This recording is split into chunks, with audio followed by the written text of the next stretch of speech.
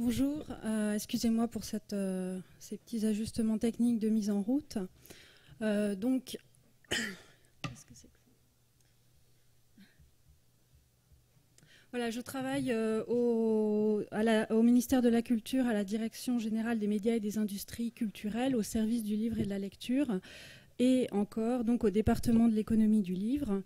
Le sujet que je vais vous présenter aujourd'hui a trait donc au développement de ce qu'on appelle une édition nativement accessible, c'est-à-dire donc des livres numériques qui, à terme, répondront aux besoins d'une grande partie des personnes handicapées. Donc je vais vous présenter l'initiative qui est menée actuellement, pilotée, nous allons dire conjointement, par le ministère de la Culture et par le secrétariat d'État chargé des personnes handicapées, pour entraîner, impliquer et coordonner les efforts de l'ensemble des organismes, opérateurs, entreprises, acteurs, organisations, associations concernés par ces sujets, donc de manière à les faire converger autour d'une stratégie commune et de définir un plan d'action permettant d'aller à terme, à moyen et on espère à court terme, vers une offre de livres numériques accessibles. Alors j'ai entendu dans les diverses introductions que d'autres sujets étaient éventuellement pouvaient soulever l'intérêt des personnes présentes à cette journée, en particulier les récentes évolutions législatives de l'exception au droit d'auteur en faveur des personnes handicapées, en lien avec la transposition en droit européen puis en droit français de ce qu'on appelle la directive Marrakech, qui donc définit de nouvelles conditions d'échange de documents adaptés dans le cadre de l'exception handicap entre organismes français et étrangers. Je vais essayer, je pense qu'effectivement c'est un sujet d'actualité qui peut tout à fait vous intéresser, je vais essayer de faire en sorte qu'on ait peut-être un petit temps après d'échange autour de cette actualité, voilà, dans le temps qui m'est imparti. Alors qu'est-ce que l'édition numérique nativement accessible ? Ce sont des livres numériques destinés au grand public. Ce sont les livres numériques standards mis sur le marché qui doivent répondre, qui répondront aux besoins des personnes handicapées. Donc on s'inscrit dans une logique de ce qu'on appelle en anglais universal design, de conception universelle, où d'emblée, en amont, on intègre les besoins des personnes en situation de handicap ou des personnes âgées, bref, de tous les publics, dans la conception d'un produit ou d'un service. Donc cette approche permettra à terme d'avoir les mêmes livres pour tous et au même moment. Et donc ça constitue non pas une alternative, j'y reviendrai plus tard, mais une perspective différente de ce qui existe actuellement en termes d'édition adaptée, que vous connaissez dans le cadre de l'exception handicap au droit d'auteur, où des organismes interviennent a posteriori, à partir de l'existant, pour transformer, pour adapter et produire en parallèle, si je puis dire, ou en succession, des ouvrages en braille, des ouvrages audio, qui vont être spécifiquement dédiés aux personnes handicapées. Là, vraiment, avec l'édition numérique nativement accessible, on bascule vers une autre logique, qui est des livres mis sur le marché ou proposés au prix en bibliothèque, d'emblée nativement accessibles, et du coup qui, dès leur mise à disposition, en fait, répondent aux besoins des personnes en situation de handicap. On voit tout le potentiel que ça représente en termes de volume d'offres de livres pour les personnes en situation de handicap correspondant à leurs besoins. Donc tout cela, cette perspective s'appuie sur... elle est possible techniquement dès aujourd'hui. Elle s'appuie sur un format numérique, l'EPUB 3, c'est donc la troisième version du format EPUB, qui est un format qui date déjà de 2011, qui est un format interopérable et un format accessible. Accessible car il intègre toutes les fonctions d'accessibilité du format DAISY, qui est un format spécifique de l'édition adaptée, structuré, que sans doute vous connaissez bien ici.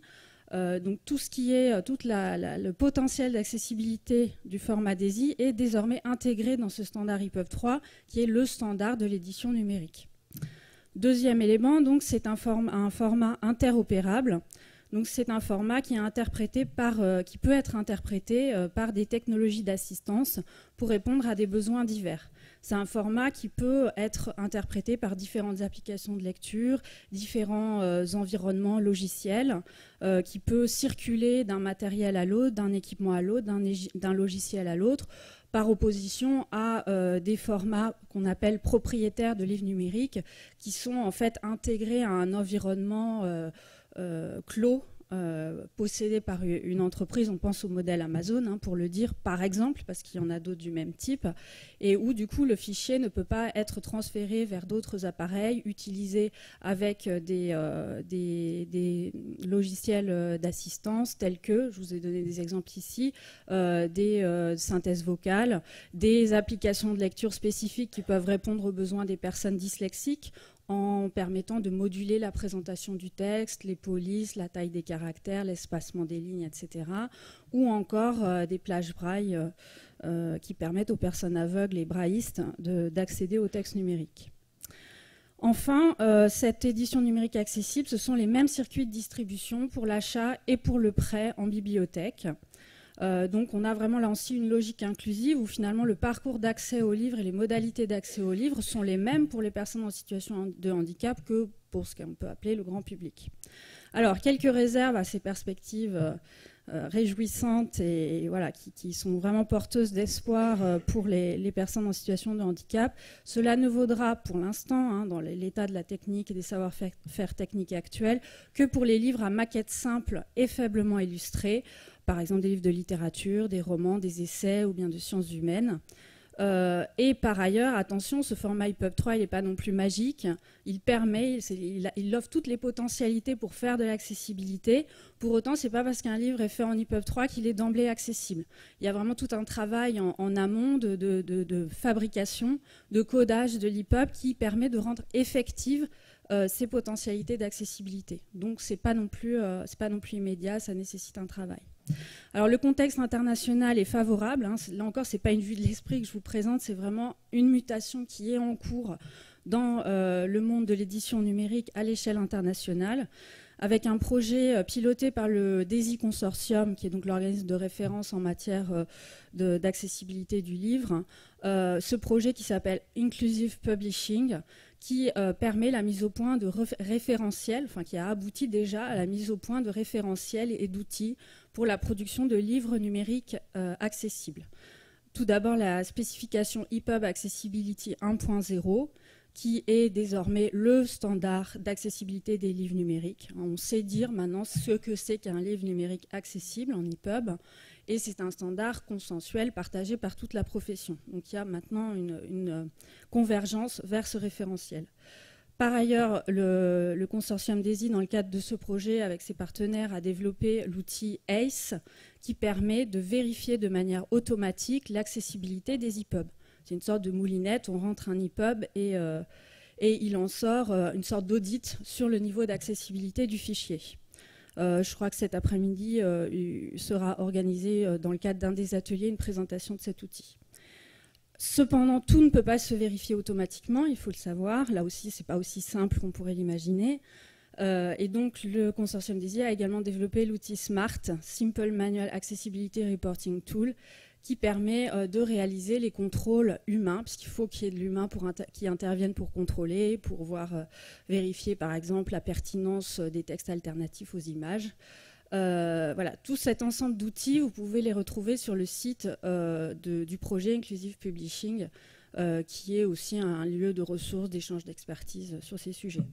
Par ailleurs, donc, dans ce qui est un contexte international favorable, on doit également mentionner une évolution législative, légale en cours, qui va aboutir très prochainement maintenant, qui est l'acte européen d'accessibilité.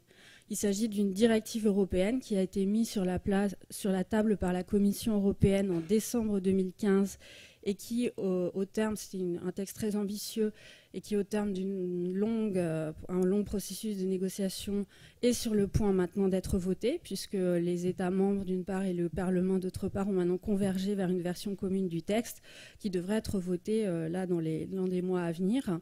Qu'est-ce qu'elle dit, cette directive? Elle pose pour les opérateurs économiques des exigences d'accessibilité pour une série de biens et services très larges qui concernent beaucoup de secteurs, mais pour ce qui nous intéresse, c'est beaucoup axé sur le numérique, pour ce qui nous intéresse sont concernés les livres numériques, Les liseuses, j'ai fait une faute, il s'agit des liseuses, donc les applications et logiciels de lecture, les équipements informatiques grand public, ordinateurs portables, tablettes, smartphones et leurs systèmes d'exploitation, les services de commerce en ligne et les services bancaires.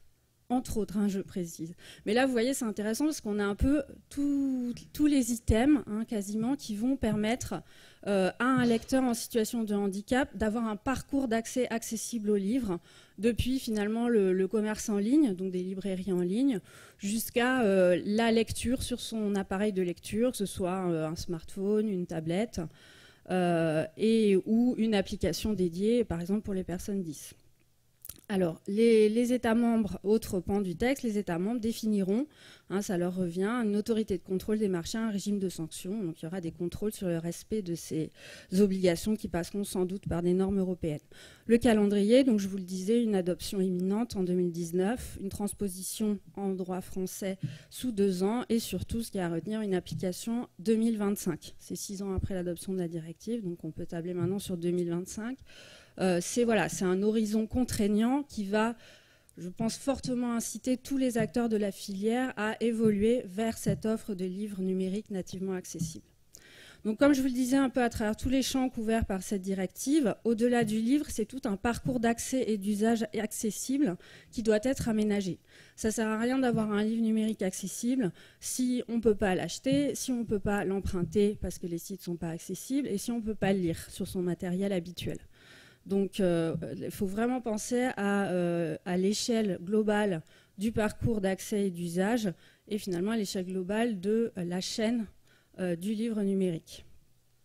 Donc, je vous ai mis un petit peu là les différentes étapes pour vous montrer l'ampleur des enjeux. Il faut pouvoir accéder aux plateformes, qu'elles soient de vente ou de prêt de livres numériques.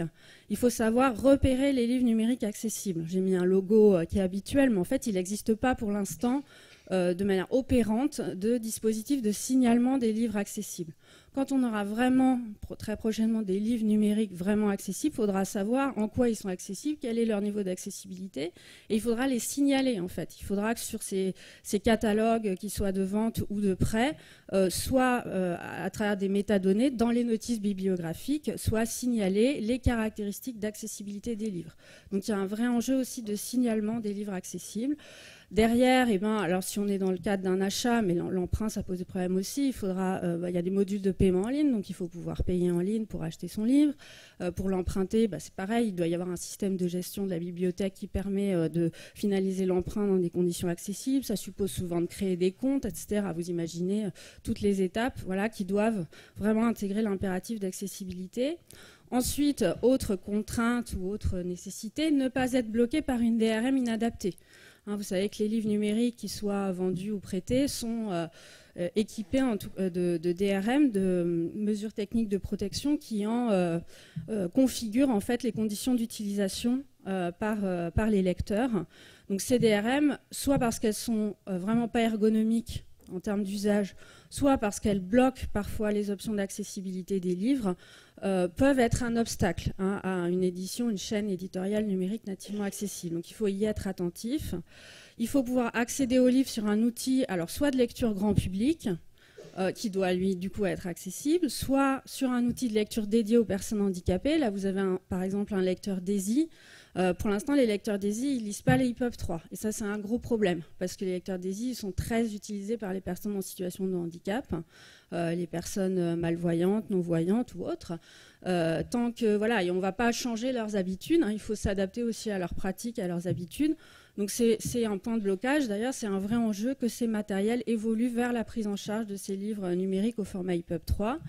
Et derrière, alternativement, le livre, il faut pouvoir l'interpréter avec des technologies d'assistance.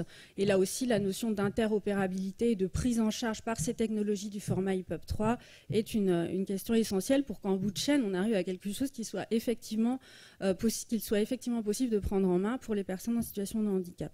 Donc vous voyez, c'est un chantier finalement de grande ampleur qui nécessite la mobilisation de l'ensemble des acteurs de la chaîne du livre, mais aussi un effort de formation des usagers en situation de handicap, parce que ces usages de lecture numérique sont loin d'être une évidence pour beaucoup de personnes en situation de handicap.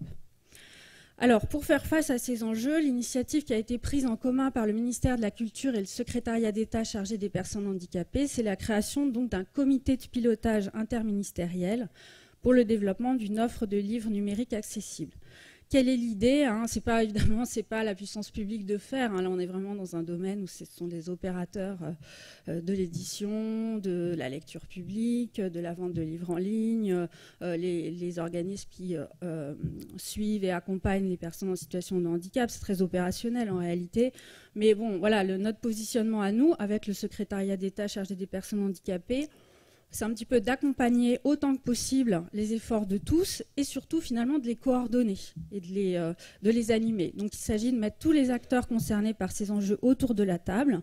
Vous avez ici la composition de ce comité de pilotage qui, vous voyez, est très large, avec des administrations et des établissements publics, les ministères que j'ai cités, mais également l'enseignement supérieur, la recherche et l'innovation, le Centre national du livre, des organismes représentatifs des personnes handicapées, la CFPS2A, la FF10 et l'association Valentin A8, et des professionnels du secteur du livre numérique. Et là, ils sont nombreux parce que toute la chaîne est concernée, le SNE, le syndicat de la librairie et celui des loisirs culturels qui sont du côté de la distribution, tout comme la fédération du e-commerce et de la vente à distance, et des organismes interprofessionnels qui font un petit peu le lien justement entre les différents acteurs de la chaîne du livre, comme la commission de liaison interprofessionnelle du livre, un organisme de recherche aussi, EDR Lab, sur lequel je reviendrai, et puis des gestionnaires de bases de données bibliographiques, d'Illicom et Electre. Donc l'enjeu, c'est de définir une stratégie commune, de serrer et de coordonner les différents chantiers et de définir une feuille de route et réaliser des bilans réguliers. Alors ce comité de pilotage, il s'est réuni en juillet puis en novembre 2018 et il a abouti à la convergence vers un document stratégique commun, hein, le plan stratégique en faveur du développement d'une offre de livres numériques accessibles et une feuille de route listant les actions à entreprendre. Je vous présente peut-être rapidement les éléments du plan stratégique. Je ne vais pas pouvoir détailler tout, mais vous allez retrouver un petit peu tous les enjeux dont j'ai déjà parlé.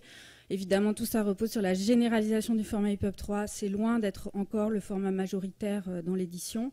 Donc il y a un enjeu vraiment de généralisation très fort maintenant, pour d'autres raisons d'ailleurs que l'accessibilité. Hein. Il y a d'autres enjeux aussi autour de ce format, mais en particulier pour l'accessibilité, il faut maintenant, et le syndicat national de l'édition pousse tout à fait dans ce sens, que ce format-là devienne vraiment le format de référence, parce que pour l'instant on est sur de l'EPUB bien sûr, mais sur des versions antérieures, l'EPUB 2 en particulier. Prendre en compte les standards techniques d'accessibilité, sensibiliser et former les professionnels de la chaîne du livre. Ça, c'est très important parce qu'on a des acteurs de l'édition qui sont déjà très sensibles à ces questions et très impliqués, qui ont développé une véritable expertise. Il y en a d'autres qui sont beaucoup moins au point, on va dire, sur les enjeux de l'édition numérique et en particulier de l'accessibilité. Ceux-là, il faut absolument les former, les accompagner parce que c'est aussi la garantie de la diversité éditoriale. Il faut que si cette offre de livres numériques accessibles est présente, il faut qu'elle reflète la diversité éditoriale. Donc on doit avoir un maximum d'éditeurs qui rentrent dans le jeu. Accompagner donc ces acteurs les plus fragiles de l'édition. Un point important, certifier les livres numériques accessibles. Je n'en ai pas parlé encore. Hein, le projet repose aussi, la démarche repose aussi sur un dispositif de certification qui permettent en quelque sorte à la fois de sanctionner les efforts réalisés par les éditeurs pour se mettre en conformité avec le standard d'accessibilité des livres numériques, mais aussi de fonctionner comme une garantie pour les utilisateurs, qui leur donc garantit que les livres labellisés répondront bien à leurs besoins et présentent bien le niveau d'accessibilité. On retrouve aussi là des notions de signalement. Le label, la certification qui aboutira à l'attribution d'un label, permettra de signaler aussi l'offre accessible. Alors, cet enjeu du signalement, il apparaît aussi de manière plus large. Il faut assurer l'accessibilité, je vous l'ai dit, des plateformes de vente de prêt et de prêt, la prise en charge des livres numériques accessibles par les outils de lecture grand public et par les technologies d'assistance utilisées par les personnes handicapées, faciliter et simplifier l'équipement des personnes en situation de handicap en technologie de lecture numérique et surtout également les accompagner dans leur prise en main et dans leur utilisation. Ça, c'est un enjeu fort. C'est le bout de la chaîne, mais c'est très important de le prendre en compte d'emblée. conforter les bibliothèques dans leur rôle d'organisme médiateur. Elles ont un rôle à jouer, c'est certain, dans l'accès, à travers le prêt numérique en bibliothèque, dans l'accès à ces collections de livres numériques accessibles, mais aussi dans la formation de leurs usagers pour prendre en main cette offre. Et puis assurer la complémentarité entre l'offre éditoriale de livres numériques accessibles et l'offre de livres adaptés. Alors voilà quelles sont les grandes lignes directrices vers lesquelles tous les acteurs représentés au comité de pilotage ont convergé, ce qui est déjà, quelque chose de fort que d'avoir comme ça une vision commune de ce que va être cette offre de livres numériques accessibles. En parallèle, donc, des chantiers opérationnels qui convergent. Je précise que la plupart de ces chantiers étaient déjà menés pour certains déjà depuis un certain temps par les acteurs professionnels, associatifs du monde de l'édition. L'idée, c'est vraiment de les faire converger vers une stratégie commune. Donc, je peux parler rapidement donc, des travaux menés par le SNE, la commission numérique du SNE, avec son groupe Normes et Standards, piloté par Luc Audrin, qui a développé et mis à disposition des ressources pour la production de livres numériques accessibles à destination des éditeurs, ressources qui sont librement en ligne sur le site du SNE. EDR Lab, qui est un laboratoire de recherche un laboratoire de recherche dans le domaine de l'édition numérique qui travaille à la création d'un écosystème de lecture accessible avec une DRM, je ne l'ai pas mis, je l'aurais dû, la DRM SCP, qui est d'ores et déjà disponible et qui est une DRM qui garantit, qui est déjà plus ergonomique d'utilisation que celle couramment utilisée jusqu'ici et qui en plus garantit que toutes les fonctions d'accessibilité des livres seront respectées, restituées. Par ailleurs, donc, un projet autour de la définition d'un dispositif de certification des livres numériques accessibles qui est mené actuellement par Braillenet avec en appui un groupe de travail dédié. Et puis, autre initiative prise cette fois en propre par le ministère de la Culture, une 3e édition du baromètre de l'accessibilité numérique en bibliothèque qui permettra de faire le point justement sur ces problématiques d'accessibilité des portails et des catalogues des bibliothèques publiques. Je rappelle que c'est une obligation légale d'ores et déjà que d'avoir des portails publics et des catalogues publics accessibles. Ce baromètre permettra à la fois de faire un nouvel état des lieux en espérant qu'il aboutisse au constat de progrès conséquents depuis la dernière édition, mais aussi de donner des outils en particulier pour rédiger les cahiers des charges que les bibliothèques rédigent à l'attention de leurs prestataires. Donc ce sera aussi des éléments pour avancer. Il est prévu pour avril 2019. Alors pour finir, cette évolution, cette perspective de l'édition nativement accessible va conduire à des adaptations à anticiper pour le secteur de l'édition adaptée, qui est, je pense, aussi ici représenté largement dans la salle. L'édition adaptée gardera tout son sens et toute sa nécessité, parce que les livres numériques nativement accessibles, on l'a vu dès le début, ça ne concerne pour l'instant et pour longtemps, malheureusement probablement, qu'un champ spécifique de la production éditoriale qui est les ouvrages à maquette simple. Pour tout ce qui est les manuels scolaires, qui sont des ouvrages à maquette complexes, très illustrés, j'ai mis des exemples de la bande dessinée, des ouvrages scientifiques et techniques, avec des formules mathématiques très nombreuses, des graphiques. C'est pas impossible de faire du nativement accessible là-dessus, mais c'est bien sûr beaucoup plus compliqué et coûteux. Des livres d'art très, très illustrés. Toute cette production éditoriale très large devra continuer d'être adaptée par les organismes qui travaillent dans le cadre de l'exception handicap et qui devront faire évoluer aussi leurs expertises et monter en expertise sur ces publications. Ils devront toujours répondre à des besoins spécifiques. Certains lecteurs ne maîtriseront pas le numérique, jamais, parce qu'ils n'ont pas d'appétence, parce qu'ils n'ont pas les capacités ils ne sont pas en situation de s'approprier ces outils. Donc il y aura toujours du braille papier, il y aura toujours de la langue des signes, parce que ça on peut difficilement le concevoir en nativement accessible, quoique, pourquoi pas un jour, des livres faciles à lire et à comprendre pour le handicap mental. Bref, il y aura toujours, l'édition nativement accessible ne répondra jamais à tous les besoins spécifiques. Et puis, dernier enjeu pour ces acteurs de l'édition adaptée, j'en ai déjà parlé et c'est très important, former les usagers à la lecture numérique. Voilà, mais je vais finir sur ces considérations et voilà, en gardant en tête cet enjeu de l'articulation entre l'édition adaptée, qui, je le répète, garde tout son sens, et puis ces perspectives nouvelles de l'édition numérique nativement accessible. Je vous remercie.